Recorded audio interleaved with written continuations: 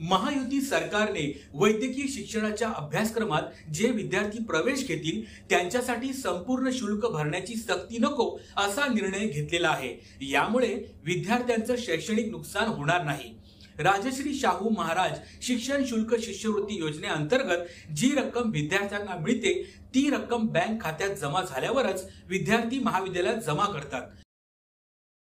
त्यामुळे आता विद्यार्थ्यांकडून 50% रक्कम प्रवेश घेतेवेळी घेणे अपेक्षित आहे, असा निर्णय शासनाने घेतलेला आहे।